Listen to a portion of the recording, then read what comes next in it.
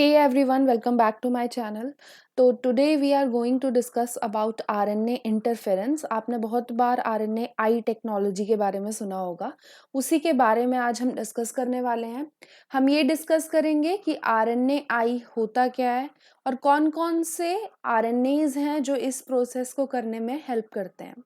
तो RNA interference बोला जाता है आरएनए आई को। इसके बहुत सारे नाम हैं तो वो भी मैं लिख देती हूँ।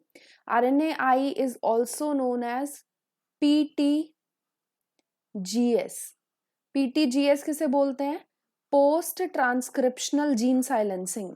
ट्रांसक्रिप्शन के बाद जब एमआरएनए बन गया है तो उस टाइम उस आरएनए को साइलेंस करने में मदद करता है आरएनए इंटरफेरेंस।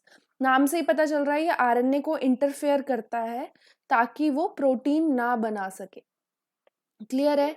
तो पीटीजीएस भी इसे बोलते हैं, पोस्ट ट्रांसक्रिप्शनल जीन साइलेंसिंग भी बोलते हैं। इसके अलावा इसके लिए एक और टर्म यूज की जाती है जिसे क्वेलिंग बोला जाता है। एंड क्वेलिंग की मेजर डिस्कवरी जो हुई थी वो एक फंजाई पे हुई थी जिसका नाम है न्यूरोस्पोरा। तो Neurospora was the fungi on which RNA interference was discovered। ठीक है, एंड उस RNA इंटरफेरेंस को क्वेलिंग बोला गया था उस टाइम। नेक्स्ट चीज, इसको एक और नाम से जाना जाता है जिसे बोलते हैं ट्रांसजीन साइलेंसिंग। ट्रांसजीन साइलेंसिंग के बारे में आपने सुना होगा। कहाँ इसका इस्तेमाल किया जाता है? तो क्लास 12th में भी हमने पढ़ा था कि बायोटेक्नोलॉजी की एप्लीकेशंस में कि क्या किया जाता है निमेटोड के केस में, वहां पे आरएनए आई का यूज करते हैं ताकि जो निमेटोड है प्लांट के रूट्स को इन्फेक्ट ना कर सके और रूट नोड्यूल्स जो छोटे छोटे वो बना देता है वो ना बने, ताकि प्रोडक्शन जो है वो खराब ना हो। ठीक है, तो वहाँ ट्रांसजीन साइलेंसिंग टर्म वहाँ यूज की गई थी। अब ये प्रोसेस होती क्या है तो वो डिस्कस कर लेते हैं। तो आरएनए इंटरफेरेंस जो प्रोसेस है एक ये इवोल्यूशनरी कंजर्व्ड मैकेनिज्म है, मतलब इवोल्यूशन के दौरान ये बना है। ठीक है, धीरे धीरे इवोल्यूशन के दौरान विद टाइम ये डेवलप हुआ है and it is conserved. Conserved किन में? यूकैरियोट्स में, मेनली यूकैरियोट्स में ही ये पाया जाता है। तो यूनिवर्सली कंजर्व्ड मैकेनिज्म या इवोल्यूशनरी कंजर्व्ड मैकेनिज्म आप इसे बोल सकते हो, जो यूज किया जाता है जीन्स की रेगुलेशन के लिए। तो जीन्स के एक्सप्रेशन को आपने रेगुलेट करना है, आप चाहते हो कि प्रोटीन की प्रोडक्शन कम हो या ज्यादा हो। बेसिकली ये तो नेगेटिव वे में ही एक्ट करता है, यानी ये डिक्रीज करेगा उसकी प्रोडक्शन को, प्रोटीन की प्रोडक्शन को। तो ये नेगेटिव वे में काम करता है। नेक्स्ट चीज आपको याद रखनी है कि ये जो मैकेनिज्म है इसे करने में कौन हेल्प करता है? तो इसके लिए स्मॉल साइलेंसिंग आरएनएज की जरूरत होती है। स्मॉल साइलेंसिंग आरएनएज कुछ ऐसे आरएनए मॉलिक्यूल्स होते हैं जो इजीली दूसरे आरएनए मॉलिक्यूल के साथ डबल स्ट्रैंडेड एक कॉन्फ़िगरेशन बना लेते हैं ताकि वो पर्टिकुलर आरएनए साइलेंस हो जाए। तो स्मॉल साइलेंसिंग आरएनएज की यहाँ काफी ज्यादा जरूरत होती है। आरएनएज का मतलब आरएनएज एंजाइम नहीं, ये वाला आरएनएज मतलब बहुत सारे आरएनए मॉलिक्यूल्स। इसकी डिस्कवरी सबसे पहले कहाँ हुई थी? तो first discovered RNAi was first discovered in Caenorhabditis elegans, जिसे सी एलिगेंस हम नॉर्मली बोलते हैं, जो कि एक टाइप का निमेटोड है। मैंने आपको पहले भी बताया इसकी डिस्कवरी निमेटोड में हुई थी। तो सी एलिगेंस के अंदर सबसे पहले इसकी डिस्कवरी हुई थी। किसने डिस्कवर किया था? तो फायर एंड मेलो, ये दो साइंटिस्ट थे जिन्होंने इसकी डिस्कवरी करी थी 1998 में। ये पूरी प्रोसेस जो है उसे मीडिएट कौन करता है? तो इस प्रोसेस को मीडिएट करने के लिए बहुत सारी चीजें होती हैं। कभी कभी क्या होता है कि ये आरएनए मॉलिक्यूल्स उन आरएनए मॉलिक्यूल्स की प्रोडक्शन को भी रोक देता है जो एंडोजिनसली बॉडी के अंदर बन रहे हैं। अब एंडोजिनसली कौन से आरएनए बनेंगे? इसका मतलब ये नहीं है कि हमारा खुद का आरएनए, बट जो पैरासाइट्स हमारी बॉडी के अंदर रह रहे हैं वो कोई आरएनए बनाते हैं जो कि हमारी बॉडी के लिए हार्मफुल है। तो उन पैरासाइट्स के लिए भी, उन पैरासाइट्स के आरएनए जो एंडोजिनसली बन रहे हैं उनके लिए भी ये हमें रेजिस्टेंस प्रोवाइड कर सकता है।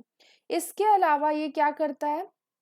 इसके अलावा एक्सोजिनसली बाहर से कोई आरएनए मॉलिक्यूल एंटर कर गया, अब वो कहाँ से एंटर करेगा, किसी पैथोजन के थ्रू। तो जो भी पैथोजन है उसका न्यूक्लिक एसिड जब बॉडी के अंदर एंटर करेगा, वेदर इट इज डीएनए और आरएनए, डीएनए होगा तो वो पहले आरएनए बनाएगा और उस आरएनए के खिलाफ ये आरएनएआई काम करेगा। बट अगर उसका न्यूक्लिक एसिड पहले से ही आरएनए है तो ये डायरेक्टली काम कर सकता है। नेक्स्ट चीज आपको क्या याद रखनी है, नेक्स्ट ये याद रखना है कि आरएनएआई सभी यूकैरियोट्स में पाया जाता है। ऑल यूकैरियोट्स, सभी यूकैरियोट्स में ये प्रोसेस देखी जाती है, whether it is simple as yeast और it is complex as mammals. तो कोई भी मैमल्स हो, यीस्ट हो, हर टाइप के यूकैरियोट में ये पाया जाता है। अब नेक्स्ट चीज अगर हम इसका थोड़ा हिस्ट्री देख लें तो एक मेजर एक्सपेरिमेंट में आपको बता देती हूँ जो जॉर्जेंसन नाम के साइंटिस्ट ने किया था। जॉर्जेंसन साइंटिस्ट थे, एटॉल लिख देते हैं क्योंकि उनके अलावा उनके कुछ कलीग्स भी थे, सिंगल एल, ठीक है। तो इन्होंने किया था ये एक्सपेरिमेंट और इन्होंने क्या चीज डिस्कवर करी थी, इन्होंने डिस्कवर किया था पीटीजीएस, मैंने बताया था पहले भी, पीटीजीएस इन पेटूनिया। तो इनका जो एक्सपेरिमेंट था वो काफी ज्यादा इंटरेस्टिंग था। कैसे कि पेटूनिया जो होता है उसके आपने देखे होंगे फ्लावर्स जो होते हैं ब्राइटली कलर्ड होते हैं, कुछ ब्लू कलर के होते हैं, कुछ वाइट होते हैं, कुछ पिंक होते हैं, रेड होते हैं। तो वो जो डिफरेंट पेटल के कलर्स हैं उन कलर्स को एनहेंस करने की इन्होंने कोशिश करी थी। तो इन्होंने किया क्या, एक जो एंजाइम है एक पर्टिकुलर कलर को प्रोड्यूस करने के लिए, जैसे बोलते हैं कैल्कोन सिंथेज। तो कैल्कोन सिंथेज नाम का एक एंजाइम होता है, ये करता क्या है, इसकी एक जीन है, ठीक है, वो जीन वो एंजाइम बनाएगी। अब ये एंजाइम जो है ये हेल्प करता है पर्पल कलर प्रोड्यूस करने के लिए। तो अगर मान लो हम चाहते हैं कि पर्टिकुलर पेटूनिया का जो फ्लावर है वो ज्यादा पर्पल हो जाए, डीप पर्पल कलर शो करे, तो हम क्या करेंगे, चैल्कोन सिंथेज की जो जीन है उसके आगे जो प्रोमोटर लगा हुआ है उस स्ट्रॉन्ग प्रोमोटर को हम इंड्यूस कर देंगे, ठीक है, उसकी इंडक्शन कर देंगे ताकि ज्यादा से ज्यादा चैल्कोन सिंथेज जीन जो है वो एक्सप्रेस करे और पर्पल कलर प्रोड्यूस करे। इन्होंने भी ये चीज सोची कि इस एंजाइम की जीन जो है उसे स्ट्रॉन्ग प्रमोटर के अंदर डाल देते हैं और डीप पर्पल कलर आ जाएगा। बट इन्होंने जो सोचा था वैसा नहीं हुआ, मोस्टली ऐसा ही होता है, साइंटिस्ट जो सोचते हैं वो होता नहीं है। तो वही चीज यहाँ भी हुई, इन्होंने भी सोचा था कि पर्पल कलर ज्यादा डीप हो जाएगा उस पर्टिकुलर पेटूनिया के अंदर, बट ऐसा नहीं हुआ। एक्चुअल में फ्लावर्स ने अपना कलर ही लूज कर दिया, मतलब जितने पर्पल वो पहले थे उतने भी नहीं रहे, वो वाइटिश हो गए थे। तो इससे उन्होंने एक चीज बोली कि हो सकता है कि जब ये जीन अपना पर्टिकुलर mRNA बना रही है ड्यूरिंग ट्रांसक्रिप्शन, तो वो जो ट्रांसक्रिप्ट बन रहा है, mRNA सीक्वेंस बन रहा है, उसकी कुछ साइलेंसिंग हो जा रही है, मतलब वो प्रोटीन बना ही नहीं पा रहा जो उसे बनाना था। यानी ये जो कैल्कोन सिंथेज एंजाइम है उसकी प्रोडक्शन ही नहीं हो पा रही है। तो अगर उसकी प्रोडक्शन ही नहीं हो पाएगी, ये बन ही नहीं पाएगा, तो क्या होगा, पर्पल कलर एनहांस कैसे होगा या डीप कैसे होगा, ठीक है। तो इन्होंने बोला पोस्ट ट्रांसक्रिप्शनल जीन साइलेंसिंग हो रही है पेटूनिया के अंदर। क्लियर है, सबसे बेसिक वाला एक्सपेरिमेंट था जो इन्होंने किया था। अब एक चीज ये देख लो कि ये जो स्मॉल साइलेंसिंग आरएनएज मैंने आपको बताया ये होते कौन कौन से हैं। तो जो भी स्मॉल साइलेंसिंग आरएनएज है, यहाँ लिख रही हूं मैं, स्मॉल साइलेंसिंग आरएनएज। अब ये जो आरएनए मॉलिक्यूल्स हैं ये बेसिकली दो टाइप्स के होते हैं जो यूज किए जाते हैं आरएनए इंटरफेरेंस में, या होता है siRNA या होता है miRNA। अब मोस्टली हमें इन दोनों के बीच में डिफरेंसेस नहीं पता होते हैं, मैं यहाँ इनके डिफरेंसेस की डेप्थ में नहीं जाऊंगी, मैं सिर्फ बेसिक बेसिक बता रही हूँ। siRNA जो होते हैं स्मॉल इंटरफेरिंग आरएनए होते हैं, इनके बारे में डिटेल में हम अलग अलग वीडियो में पढ़ेंगे। एक वीडियो में सिर्फ और सिर्फ siRNA की बता दूंगी और एक बना दूंगी miRNA की, और फिर एक में मैं आपको दोनों के डिफरेंसेस भी बता दूंगी कि क्या क्या इन दोनों के बीच में डिफरेंसेस होते हैं। अभी सिर्फ सिंपली समझ लो कि क्या चीज़ हो रही है। तो siRNA लगभग 20 से 21 न्यूक्लियोटाइड जितने लंबे होते हैं, ठीक है। और miRNA जो होते हैं इन्हें हम माइक्रो आरएनए बोलते हैं, ठीक है। और ये कितने होते हैं, 20 से 25 न्यूक्लियोटाइड्स जितने बड़े होते हैं। समझ आई ये वाली चीज। तो इनके न्यूक्लियोटाइड्स का थोड़ा बहुत डिफरेंस होता है, बल्कि वर्क दोनों एक जैसा ही करते हैं। कैसे काम करते हैं वो मैं आपको अगली स्लाइड में दिखा देती हूँ कि कैसे काम करते हैं। तो कुछ एक पिक्चर है मेरे पास। अब इस पिक्चर में आप क्या चीज देख सकते हो, ये एक रिसर्च पेपर से ली गई है, NCBI से वो रिसर्च पेपर देखा था मैंने। अगर आपने वो पूरा रिसर्च पेपर पढ़ना है, उसके अंदर क्या क्या चीजें लिखी हैं, तो मैं उसका जो लिंक है वो नीचे डिस्क्रिप्शन बॉक्स में दे दूंगी, आप उसे चेक कर सकते हो। अब यहाँ जो है एक सेल बना हुआ है, उसकी आउटर बाउंड्री बनी हुई है, जैसे कि आप देख पा रहे हो। एक न्यूक्लियस होता है सेल के अंदर, वो बना हुआ है। तो यहाँ आपको एक चीज मेंशन करी है कि न्यूक्लियस जो है, क्योंकि न्यूक्लियस के अंदर मेनली DNA होता है, यानी जीन्स होती हैं। तो वो जीन्स जब एक्सप्रेस करेंगी, mRNA बनाएंगी, वो mRNA फिर क्या करेगा, बाहर निकल जाएगा न्यूक्लियस से थ्रू पोरेंस। जो न्यूक्लियर पोर्स होते हैं उनके थ्रू वो बाहर आ जाता है साइटोप्लाज्म वाले एरिया में। अब साइटोप्लाज्म वाले एरिया में क्या होता है कि ये जो RNA मॉलिक्यूल बाहर आया है, it is acted upon bye dicer enzyme. Dicer enzyme इस पे काम करता है और डिफरेंट टाइप के RNA मॉलिक्यूल्स बनाता है जो साइलेंसिंग में इन्वॉल्व होते हैं। या तो बनाता है miRNA या बनाता है siRNA। अब दोनों में क्या डिफरेंस होता है, एक्चुअल में क्या होता है कि miRNA जो है उसमें छोटा सा ओवरलैप होता है या लूप होता है, आप ये बोल सकते हो। मतलब इस केस में ये जो लूप है, ये लूप परफेक्ट बॉन्डिंग नहीं शो कर रहा है दोनों स्ट्रैंड्स के बीच में।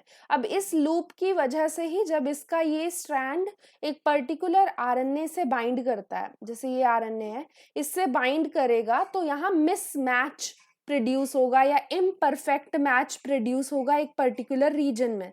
सारी जगह से तो बाइंडिंग परफेक्ट है ना, सिर्फ एक रीजन है जहां से वो बाइंडिंग नहीं हो पा रही है, वो रीजन ये है, ठीक है।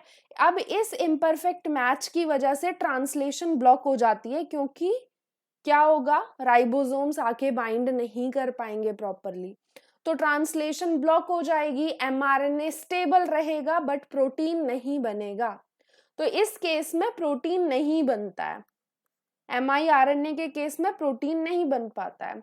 बट siRNA के केस में क्या होता है, ऐसा कोई भी इम्परफेक्ट मैच नहीं है, सारे जो हैं वो परफेक्ट मैच है।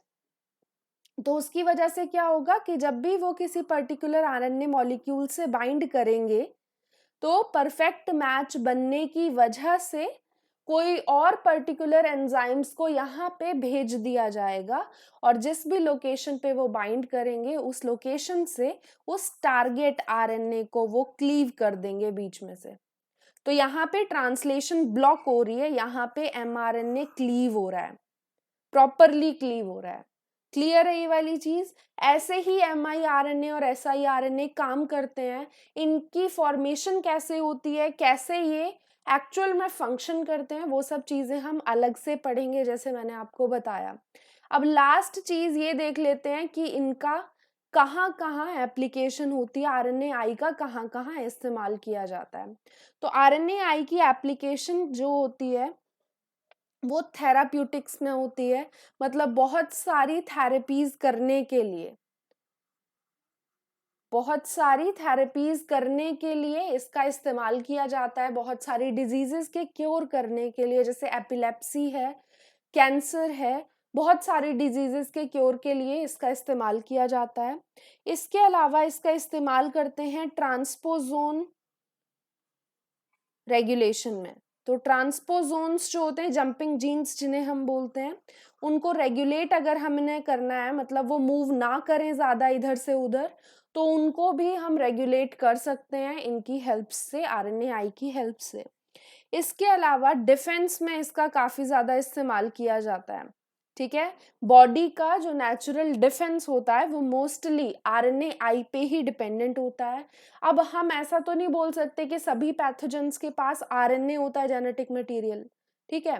तो जिनके पास डीएनए होता है उनके लिए आरएनए काम करता है, बट थोड़ा लेट काम करेगा, क्योंकि पहले उस डीएनए से आरएनए बनेगा तब जाके आरएनए काम करेगा।